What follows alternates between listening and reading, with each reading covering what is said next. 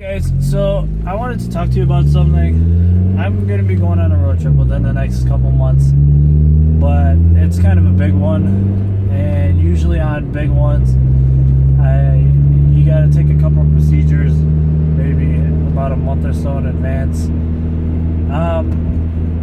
I'm still planning this road trip out, but I wanted to talk to you guys about a couple things. One thing I wanted to talk about is where you want to go. Obviously, first thing you want to do is where you want to go. Let's say you want to go to Florida and you live in Wisconsin. Well, to get to Florida from like Milwaukee, Wisconsin is 1,500 miles. Literally, somewhere around there. Don't ask me how I know.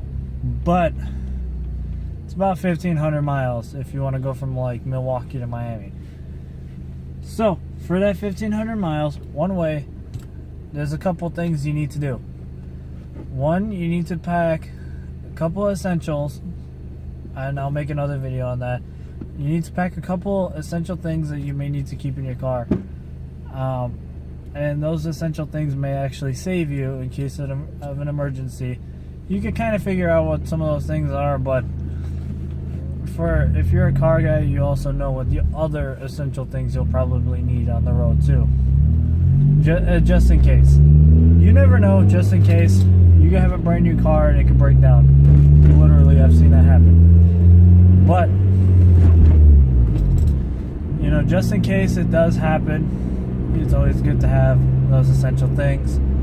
I'll make another video on it. Before you go on your first road trip, this is what you do. You check the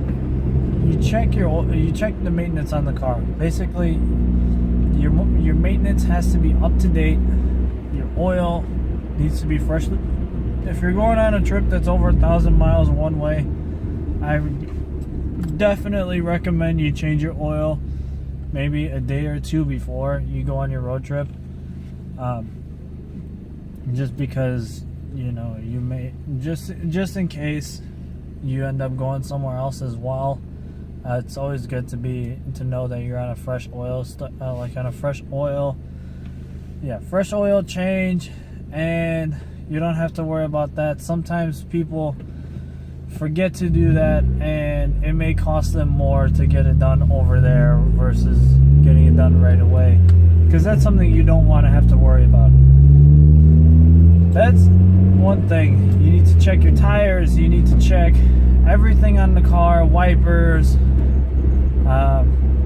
tire tread, the vehicle's condition, like the headlights, taillights. Just make sure everything's working, everything's fine, nothing's gonna break down, timing belt, all that stuff. You gotta make sure everything works, especially if your car's older. You gotta make sure everything works.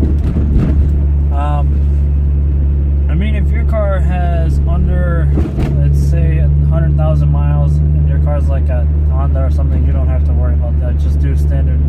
Just check the tires and the oil, really, and if anything, replace anything that needs to be replaced. Like, let's say a headlight or tail light is out, get that fixed, because out-of-state cops will generally pull those people over, and trust me, they'll give you a ticket.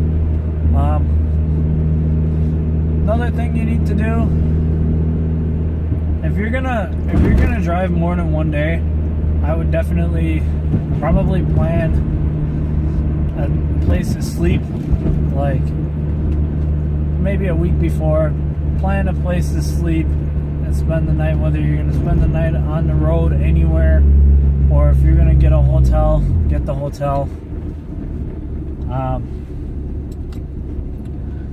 But if you plan on being on the road, also make sure you get enough rest.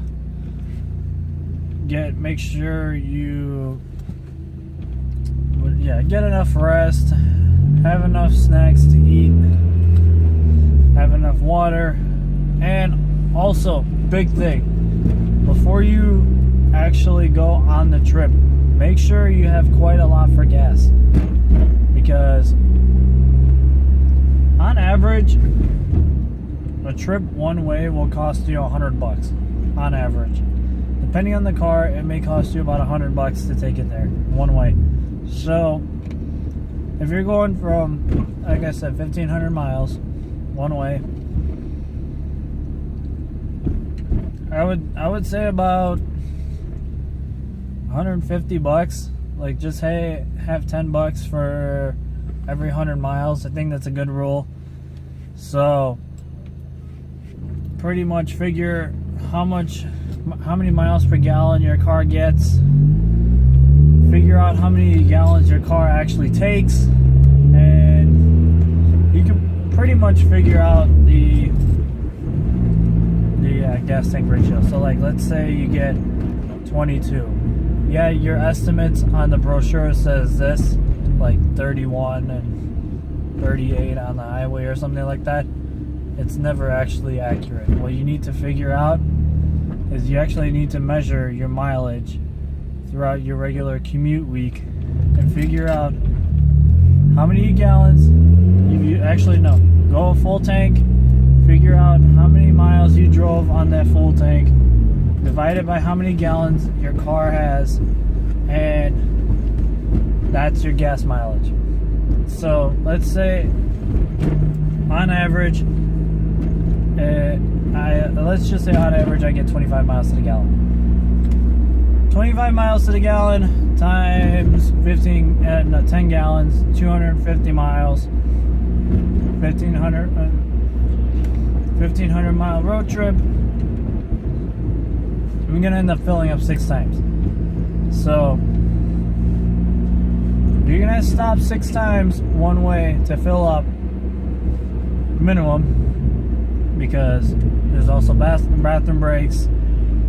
You may also fill up while on the bathroom breaks. It would make sense. Not only that, let's say gas price is $3 a gallon. So times 10 gallons, $30. It's gonna cost you $30 times 6, $180. Just give or take. It's gonna be something like that. That's how you figure it out generally. Once you figure it out, I know I'm talking slow, but you know, I want to talk about these things. Once you figure that out, you can pretty much figure out your price. If you got a hotel to stay, obviously do all the regular hotel trips and all that. Plan your hotel, plan your spending and all that. Plan that aside, but I'm just saying, when you're going to and from, you should definitely plan that stuff. So it's not too much of a hassle, honestly. You don't really have to worry about checking in bags. You don't have to do anything that the airport asks you to do. Just throw your bags in your car and you can leave whenever you want.